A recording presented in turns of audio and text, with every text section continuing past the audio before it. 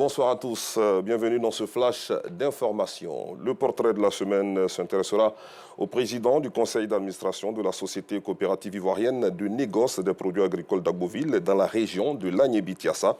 Moussa Savadogo, plus connu sous le nom de Moussa Cacao, est aussi le président de l'association des PCA des coopératives de café cacao de Côte d'Ivoire depuis 2021. Son acharnement, son abnégation et son courage pour le travail de la terre lui ont valu plusieurs prix, dont celui du meilleur PCA de l'Afrique de l'Ouest, officier de l'Ordre du mérite ivoirien. Moussa Cacao ne manque pas d'encourager la jeunesse ivoirienne à ne pas baisser les bras et à se battre pour gagner sa vie. Les détails avec Pargasoro Kone de Madongui, Gilles Tonien et Siloué Dieudonné à 19h30. Et puis à Abidjan, plus de peur que de mal dans la commune de Cocody, la forte pluie de cet après-midi a occasionné l'inondation d'un caniveau servant de canalisation au sein de l'université Félix Houphouët-Boigny. Pas de perte en vie humaine, mais l'eau a fortement dégradé une partie du boulevard de France. Interpellée, une équipe de l'ONAD, Office national de l'assainissement et du drainage, s'est rendue sur les lieux pour un constat. On profite de l'occasion, bien sûr, pour interpeller riverains et autorités communales sur les conséquences des pluies diluviennes. Bonne nouvelle pour notre pays qui a été élu aujourd'hui au poste de vice-président de l'Organisation météorologique mondiale, en abrégé OMM, au cours du 19e congrès de cette institution à Genève en Suisse. Ainsi, le candidat de la Côte d'Ivoire, Daouda Konaté, directeur de la météorologie nationale de la Sodexam, a été élu à ce poste par acclamation et à l'unanimité pour la mandature 2024-2027.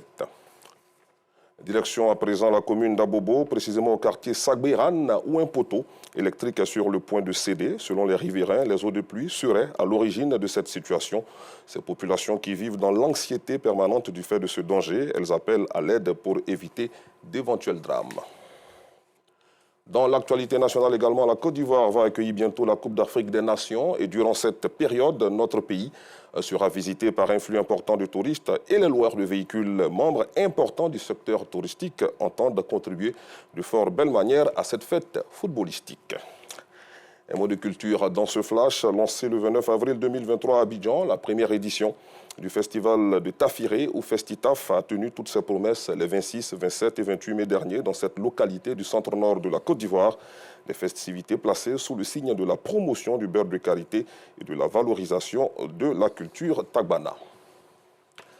À l'international, au Sénégal, un tribunal criminel de Dakar a condamné ce jeudi l'opposant Ousmane Sonko, accusé de viol à 2 ans de prison ferme pour corruption de la jeunesse, compromettant encore davantage sa candidature à la présidentielle de 2024 et provoquant de première heure la chambre criminelle statuant en l'absence du plus farouche adversaire du président Macky Sall l'a acquitté des accusations de viol et menaces de mort dans un climat de vive tension. Enfin, en Tunisie, des dizaines de magistrats, avocats et militants de la société civile ont protesté ce jeudi à Tunis contre la révocation, il y a 1 an, par le président Kais Saied de plus de 50 juges dénonçant la mainmise du pouvoir sur la justice. En août dernier, la justice a suspendu la révocation de 49 magistrats et décidé qu'ils pouvaient reprendre leur travail. Mais depuis, ils n'ont pas pu réintégrer leur poste et leurs salaires n'ont pas été versés. Fin de ce flash, je vous retrouve à 19h30.